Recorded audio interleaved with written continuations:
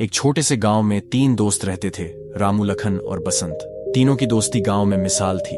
वे हमेशा एक दूसरे के साथ रहते, मेहनत मजदूरी करते और अपनी गरीबी में भी खुश रहते। हर सुबह वे अलग अलग दिशाओं में काम की तलाश में निकल जाते और शाम को एक साथ बैठकर दिन भर की कमाई बांट लेते। गांव वाले उनकी दोस्ती की मिसाल देते और कहते, जैसे रामू, लखन और बसंत की दोस्ती है, वैसी ही दोस्ती हर किसी को नसीब हो। एक दिन गांव में एक अजनबी व्यक्ति आया। वह धनी दिखने वाला एक व्यापारी था। उसने गांव वालों से पूछा, क्या आप लोगों ने रामू, लखन और बसंत के बारे में सुना है? मैं उनसे मिलना चाहता हूं। गांव वालों ने उसे तीनों दोस्तों का पता बताया। व्यापारी उनके पास पहुंचा और बोला, मेरा नाम राजा सिंह है, मैं हीरों का व्यापारी हूं। मैं तुम तीनों की दोस्ती के बारे में सुनकर यहां आया हूं। राजा सिंह की बातें सुनकर बसंत ने उत्सुकता से पूछा, आप हमारे बारे में कैसे जानते हैं? हमने आपको पहले कभी नहीं देखा। राजा सिंह मुस्कुराए और बोले, तुमने सही कहा, मैं इस गांव में पहली बार आया हूं, लेकिन जैसे ही मैंने तुम तीनों की दोस्ती के बारे में सुना, मैं तुमसे मिलने आ गया। तुम लोग मेहनती और ईमानदार हो। अगर तुम्हारे पास दौलत हो तो तुम अपनी मेहनत से बहुत कुछ हासिल कर सकते हो। इसलिए मैंने सोचा कि क्यों ना तुम्हें एक राज बताऊं जो मेरे सीने में दफन है। इस राज की बदौलत मैंने कभी धन की कमी नहीं देखी। राजा सिंह की बातें सुनकर तीनों दोस्तों का दिल तेजी से धड़कने लगा। उनके मन में तरह तरह के विचार आने लगे। रामू ने पूछा, यह कौन सा राज है? क्या आप हमारी मदद करना चाहते हैं? राजा सिंह ने गंभीर होकर कहा, यह बात 10 साल पहले की है। मैं भी तुम्हारी तरह गरीब था। मेरे पिता वैद्य थे, लेकिन उनकी कमाई से मुश्किल से गुजारा होता था। एक दिन मेरी मां को एक भयंकर बीमारी हो गई। पिताजी ने कहा कि उनका इलाज सिर्फ एक दुर्लभ जड़ी बूटी से हो सकता है, जो पहाड़ों और जंगलों में मिलती है। मैंने वह बूटी ढूंढने का फैसला किया, लेकिन वह नहीं मिली। 2 महीने बाद जब मैं घर लौटा तो पता चला कि मेरे माता पिता दोनों की मृत्यु हो चुकी है। राजा सिंह की आंखों में आंसू आ गए। उन्होंने आगे कहा, उस दिन मैंने ठान लिया कि मैं उस बूटी को जरूर ढूंढूंगा। मैं फिर से जंगलों और पहाड़ों में निकल पड़ा। जब मैं एक घाटी में पहुंचा तो मेरी आंखों के सामने एक अद्भुत नजारा था। वहां जहां तक नजर जाती, हीरे और मोती बिखरे पड़े थे। मैंने उस खजाने का एक बड़ा हिस्सा निकालकर सुरक्षित जगह पर छिपा दिया। आज भी जब मुझे धन की जरूरत होती है तो मैं वहां जाकर हीरे निकाल लाता हूं। अगर तुम चाहो तो मैं तुम्हें उस जगह का पता बता सकता हूं। लखन ने उत्सुकता से पूछा, हुजूर, क्या आप सच कह रहे हैं? ये सब किसी सपने जैसा लगता है। राजा सिंह मुस्कुराए और बोले, यकीन तो तुम्हें तब होगा जब तुम खुद वहां जाकर देखोगे, लेकिन एक शर्त है, तुम इस राज को किसी और को नहीं बताओगे। अगर तुमने ऐसा किया तो इसकी भारी कीमत चुकानी पड़ेगी। तीनों दोस्तों ने एक साथ कहा, हमें आपकी शर्त मंजूर है।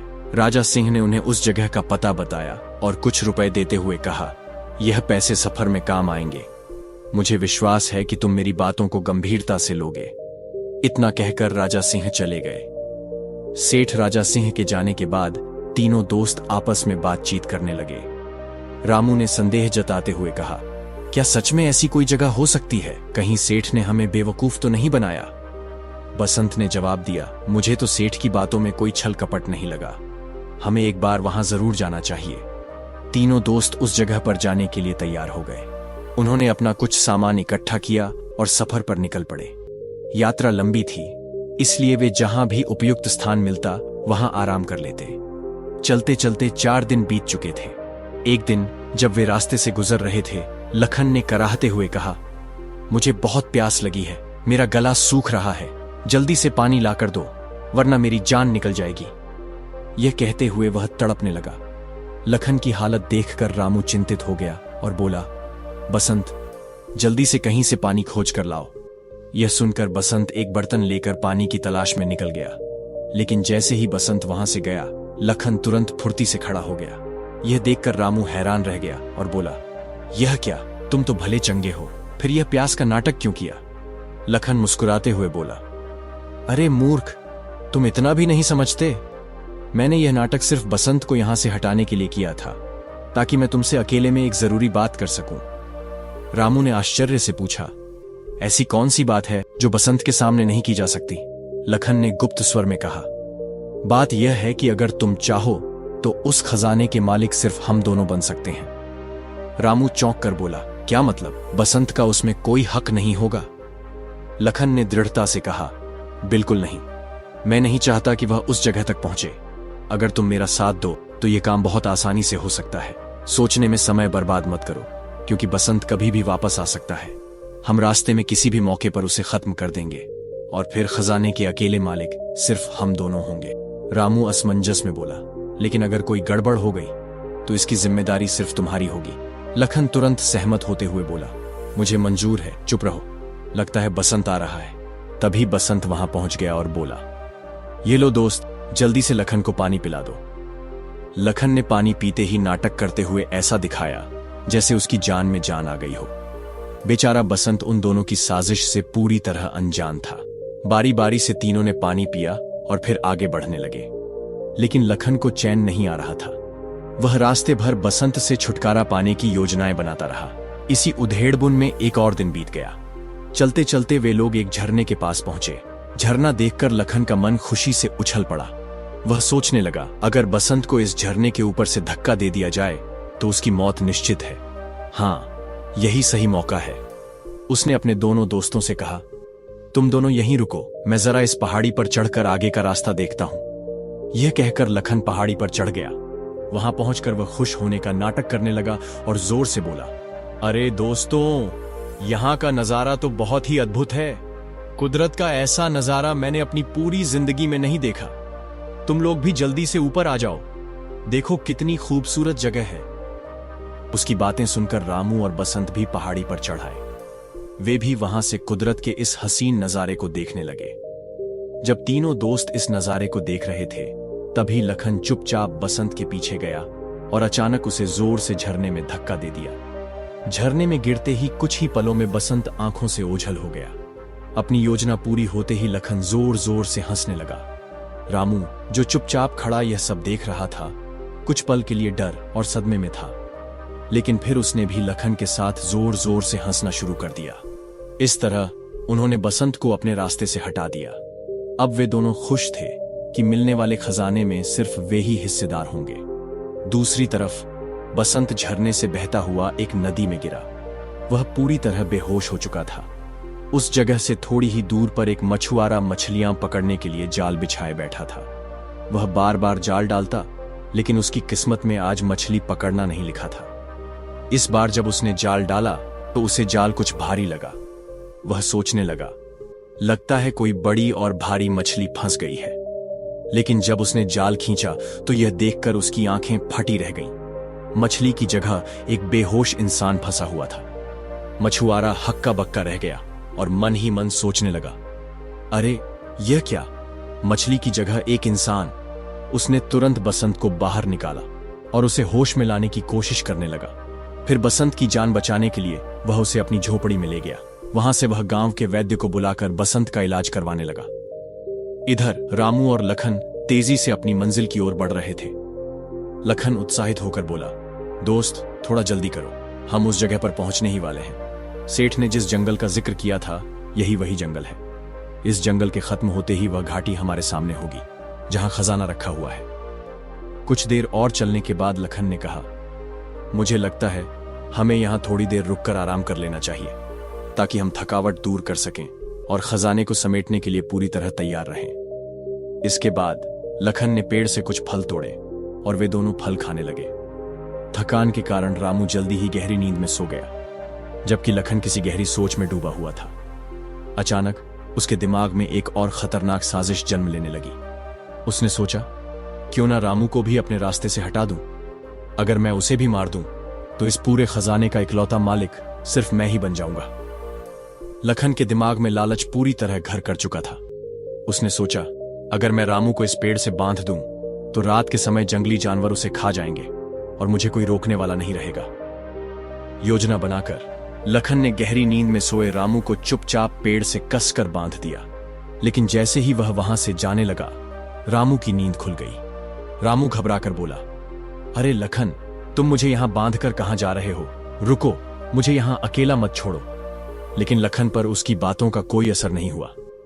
वह बिना कोई जवाब दिए वहां से चला गया। रामू निराश होकर सोचने लगा, यह धोखेबाज लखन मुझे फंसाकर चला गया, अब ना जाने मेरा क्या होगा। कुछ ही देर बाद उसे दूर से एक आदमी जाता हुआ दिखाई दिया। रामू ने जोर से आवाज लगाई, भाई साहब, मेरी सहायता करो, मुझे इस पेड़ से खोल दो। वह आदमी ठिठक कर रुका और बोला, तुम कौन हो और इस घने जंगल में इस हालत में क्या कर रहे हो? रामू जल्दी से बोला, वह सब मैं बाद में बताऊंगा, पहले मेरी रस्सियां खोल दो। वह आदमी थोड़ा हिचकिचाया। उस आदमी ने रामू की रस्सियां खोल दी, लेकिन जैसे ही रामू आजाद हुआ, वह उस आदमी को फटकारते हुए बोला, अरे मेरे ज्यादा नजदीक मत आओ, मुझसे दूर रहो। इसके बाद रामू तेजी से आगे बढ़ गया। वह मन ही मन सोच रहा था, मुझे किसी भी हाल में लखन से पहले उस खजाने तक पहुंचना होगा। उधर लखन भी तेजी से खजाने तक पहुंचने के लिए बढ़ रहा था। तभी अचानक उसे किसी के कराहने की आवाज सुनाई दी। उसने देखा ये एक बहुत ही बूढ़ा आदमी एक पेड़ के नीचे बैठा था। जैसे ही बूढ़े आदमी ने लखन को देखा, वह दर्द भरी आवाज में बोला, बेटा, मैं पास के ही एक गांव में रहता हूं। मैं यहां जंगल में लकड़ियां लेने आया था, लेकिन अचानक एक जंगली भैंसे ने मुझे टक्कर मार दी। अब मैं हिल भी नहीं पा रहा हूं। क्या तुम मुझे मेरे घर तक पहुंचा दोगे? तुम्हारा मुझ पर बड़ा एहसान होगा। लखन ने उसे घूरते हुए कहा, नहीं, मेरे पास इन फालतू कामों के लिए बिल्कुल भी समय नहीं है। बूढ़े आदमी ने फिर गिड़गिड़ाते हुए कहा, बेटा, मुझ पर रहम करो, इस जंगल में मैं अकेला जिंदा नहीं बचूंगा। लेकिन लखन बेरहमी से बोला, मेरी बला से तुम जियो या मरो, मुझे कोई फर्क नहीं पड़ता। यह कहकर लखन वहां से आगे बढ़ गया। जैसे ही वह जंगल पार कर घाटी में पहुंचा, उसकी आंखें फटी की फटी रह गईं। चारों तरफ ढेर सारे हीरे, मोती और सोने चांदी के सिक्के बिखरे पड़े थे। खजाने को देखते ही लखन खुशी से पागल हो उठा और जोर से चिल्लाया, वाह, अब यह खजाना सिर्फ और सिर्फ मेरा है। इधर रामू भी तेजी से उसी घाटी की ओर बढ़ रहा था। रास्ते में उसे वही बूढ़ा आदमी मिला जो दर्द से कराह रहा था। बूढ़े ने कहा, बेटा, मेरी मदद करो, मेरा घर पास ही है, मुझे वहां तक पहुंचा दो, वरना मैं इस जंगल में मर जाऊंगा। लेकिन रामू ने रूखेपन से कहा, अभी तो मुझे सांस लेने की भी फुर्सत नहीं है और तुम कहते हो कि मैं तुम्हें घर छोड़ दूं? चल बुढ़े, अपना रास्ता देख और मेरा रास्ता छोड़। यह कहकर रामू भी तेजी से घाटी की ओर बढ़ गया। अब वह भी उस जगह पहुंच चुका था जहां खजाना रखा हुआ था। उसने देखा कि लखन बड़े बड़े थैलों में हीरे और मोती भर रहा था। यह देखकर रामू के मन में विचार आया, उस सेठ ने गलत नहीं कहा था, लेकिन पहले मुझे लखन को सबक सिखाना होगा। वह जोर से चिल्लाया, ठहरो लखन, खजाने को तुम हाथ भी नहीं लगा सकते। लखन यह देखकर चौंक गया और बोला, तुम अभी तक जिंदा हो? रामू ने क्रोधित होकर जवाब दिया, तूने तो मुझे मारने के लिए कोई कसर नहीं छोड़ी थी, लेकिन अब मैं तुझे जिंदा नहीं छोड़ूंगा। इसके बाद दोनों दोस्त एक दूसरे की जान के दुश्मन बन गए। दोनों के बीच भयंकर लड़ाई शुरू हो गई। तभी अचानक वहां कुछ नकाबपोश लोग आ गए। इससे पहले कि लखन और रामू कुछ समझ पाते, उन नकाबपोश लोगों ने उन्हें पकड़ लिया और रस्सियों से जकड़ दिया। इसके बाद वे दोनों को अपने साथ ले गए। दूसरी तरफ बसंत मछुआरे के घर में बेहोश पड़ा था। वैद्य के उपचार के कारण 2 दिन बाद उसे होश आ गया। बसंत ने मछुआरे का धन्यवाद करते हुए कहा, दोस्त, तुमने मेरी जान बचाई, इसके लिए मैं सारी जिंदगी तुम्हारा एहसानमंद रहूंगा। लेकिन अब मुझे अपने आगे के सफर पर निकलना होगा। मछुआरे से विदा लेकर बसंत भी घाटी की ओर चल दिया। जब बसंत जंगल में पहुंचा तो अचानक उसे एक दर्द भरी आवाज सुनाई दी। वह रुककर सोचने लगा, यह आवाज किसकी हो सकती है? लगता है कोई मुसीबत में है। उसकी नजर एक आदमी पर पड़ी जो कुष्ठ रोग से पीड़ित था। बसंत ने उससे पूछा, अरे भाई, तुम्हें क्या तकलीफ है? वह आदमी दर्द भरी आवाज में बोला, भाई, मुझसे दूर रहो, मुझे छूना मत, वरना यह भयानक रोग तुम्हें भी लग सकता है। लेकिन बसंत ने सहानुभूति दिखाते हुए कहा, भाई, इंसानियत के नाते मैं ऐसा नहीं कर सकता। ठहरो, मैं तुम्हारे घावों को साफ करके पट्टी बांध देता हूं ताकि तुम्हें थोड़ी राहत मिले। कुष्ठ रोगी भावुक होकर बोला, आज तक मुझसे किसी ने इतनी अच्छी तरह से बात नहीं की। तुम बहुत दयालु हो बेटा, भगवान तुम्हारा भला करे। बसंत ने उसके घावों पर पट्टी बांधी और फिर कहा, बाबा, मुझे कुछ जरूरी काम से आगे जाना है, लेकिन आपकी यह हालत देखकर मेरा मन नहीं मान रहा। अब आप ही बताइए, मैं क्या करूं? बूढ़े ने मुस्कुराते हुए कहा, बेटा, मैं बिल्कुल ठीक हूं। तुम जिस भी काम के लिए जा रहे हो, पहले वह काम पूरा करो। बसंत ने बूढ़े का आशीर्वाद लिया और अपने सफर पर आगे बढ़ गया। अभी बसंत कुछ ही दूर पहुंचा था कि उसने देखा कि एक पेड़ के नीचे एक और बूढ़ा आदमी बैठा हुआ था। बसंत ने पूछा, बाबा, आप यहां अकेले क्या कर रहे हैं? बूढ़े ने दर्द भरी आवाज में कहा, बेटा, मैं पास के ही गांव में रहता हूं, लेकिन एक जंगली भैंसे ने मुझे टक्कर मार दी। अब मैं चल नहीं पा रहा हूं। क्या तुम मुझे मेरे गांव तक पहुंचा सकते हो? बसंत ने सहानुभूति दिखाते हुए कहा, हां बाबा, बिल्कुल, मैं आपकी सहायता करूंगा। बताइए, आपका गांव किस दिशा में है? यह कहकर बसंत ने बूढ़े का हाथ पकड़ा और उसके साथ चल दिया। वे दोनों जंगल से बाहर निकले और उस घाटी में पहुंच गए जहां ढेर सारा खजाना बिखरा पड़ा था। बिखरे हुए हीरे मोती देखकर बसंत हैरान रह गया और बोला, बाबा, क्या आप इस खजाने के बारे में पहले से जानते थे? बूढ़े ने हल्की मुस्कान के साथ जवाब दिया, हां नौजवान, मैं इस खजाने के बारे में पहले से ही जानता था, क्योंकि यह खजाना मैंने ही यहां छुपा कर रखा था। बसंत चौंक गया और बोला, क्या बाबा, आपने यह खजाना यहां छुपाया था? मैं कुछ समझ नहीं पा रहा हूं। आखिर आप क्या कहना चाहते हैं? तब बूढ़े बाबा ने गंभीर स्वर में कहा, बेटा, मैं असल में कोई साधारण बूढ़ा नहीं हूं। मैं पालनपुर राज्य का राजा वीर सिंह हूं। यह कहते हुए बूढ़े ने अपनी नकली दाढ़ी और वृद्ध वेश को त्याग दिया। अब बसंत के सामने कोई और नहीं बल्कि स्वयं राजा वीर सिंह खड़ा था। राजा वीर सिंह को अपने असली रूप में देखकर बसंत चौंक गया और बोला, आप राजा वीर सिंह? लेकिन यह सब क्या माजरा है? राजा ने मुस्कुराते हुए कहा, बसंत, यह सब मेरा ही रचा हुआ नाटक था। दरअसल मेरा कोई पुत्र नहीं है, अतः मैं एक उत्तराधिकारी की तलाश में निकला हूं जो मेरे बाद इस राज्य की देखभाल कर सके। मैं उसे तलाश कर रहा था जो पूरी ईमानदारी और मेहनत से राज्य का ध्यान रख सके, लेकिन आज तक मुझे ऐसा कोई व्यक्ति नहीं मिला था। मैं हमेशा से ऐसे व्यक्ति की खोज में था जिसमें न केवल ईमानदारी और मेहनत हो बल्कि दया की भावना भी हो। राजा ने आगे बताया, एक दिन मेरा काफिला तुम्हारे गांव के पास से गुजरा, जहां मैंने सुना कि वहां 3 दोस्त रहते हैं जो बहुत ही ईमानदार और सच्चे माने जाते हैं। मुझे लगा कि शायद मेरी खोज वहीं पूरी हो सकती है, इसलिए मैंने एक व्यापारी का भेष धारण किया और तुम तीनों से मिलने तुम्हारे गांव आ गया। व्यापारी के रूप में मैंने ही तुम तीनों को इस जगह के बारे में बताया और तुम्हें खजाने की जानकारी दी। यह खजाना भी मैंने ही यहां रखवाया था और इसकी सुरक्षा के लिए मैंने अपने सैनिकों को जंगल में छिपाकर तैनात कर दिया था। मेरा आदेश था कि तुम तीनों के अलावा कोई भी इस खजाने को हाथ न लगा सके। राजा ने आगे कहा, लेकिन जब तुम्हारे दोनों दोस्त यहां पहुंचे तो लालच ने उनकी आंखों पर पर्दा डाल दिया। वे दोनों एक दूसरे के खून के प्यासे हो गए और एक दूसरे को मारने पर उतारू हो गए। इससे पहले कि वे एक दूसरे की जान ले लेते, मेरे सैनिकों ने उन्हें गिरफ्तार कर लिया। वे दोनों अब मेरी कैद में हैं। राजा ने आगे बताया, मैं और मेरे कुछ खास आदमी अलग अलग रूपों में तुम्हारे सामने आते रहे, कभी एक व्यापारी के रूप में, कभी एक बूढ़े बाबा के रूप में, तो कभी एक लाचार कुष्ठ रोगी के रूप में। मैं यह देखना चाहता था कि तुम तीनों में से कौन सबसे दयालु और ईमानदार है। आखिरकार केवल तुम ही मेरी इस परीक्षा में खरे उतरे।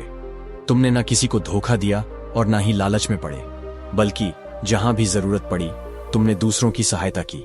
इसलिए बसंत, आज से मैं तुम्हें अपना उत्तराधिकारी नियुक्त करता हूं। अब से मेरे राज्य की पूरी जिम्मेदारी तुम्हारी होगी। यह सुनकर बसंत हैरान भी था और खुश भी। उसने राजा से कहा, महाराज, मुझे आपका यह प्रस्ताव स्वीकार है, लेकिन मेरे वे दोनों दोस्त कहां हैं? मैं आपसे प्रार्थना करता हूं कि आप उन्हें माफ कर दें और रिहा कर दें। राजा ने बसंत की विनम्रता और दोस्ती की भावना को देखकर कहा, ठीक है बसंत, जैसा तुम चाहते हो वैसा ही होगा। इसके बाद राजा ने रामू और लखन को रिहा कर दिया। वे दोनों शर्मिंदा थे कि उन्होंने बसंत जैसे सच्चे दोस्त को धोखा दिया था। दूसरी तरफ बसंत राजा के साथ महल में चला गया और अब वह राजा का उत्तराधिकारी बन चुका था। उसकी ईमानदारी, मेहनत और दयालुता ने उसे एक नई पहचान दिलाई। अब वह आरामदायक और सम्मानजनक जीवन जी रहा था, जबकि उसके दोनों दोस्त अपने के पर पछता रहे थे। कहानी से सीख, जो इंसान लालच से बचकर सच्चाई, ईमानदारी और दयालुता के मार्ग पर चलता है, वह अंततः जीवन में सफलता और सम्मान पाता है। अगर आपको यह कहानी अच्छी लगी तो वीडियो को लाइक कर दीजिए। कमेंट करना आपका फर्ज है। चैनल को सब्सक्राइब करके हमें सपोर्ट कर दीजिए। फिर मिलते हैं एक नई कहानी के साथ।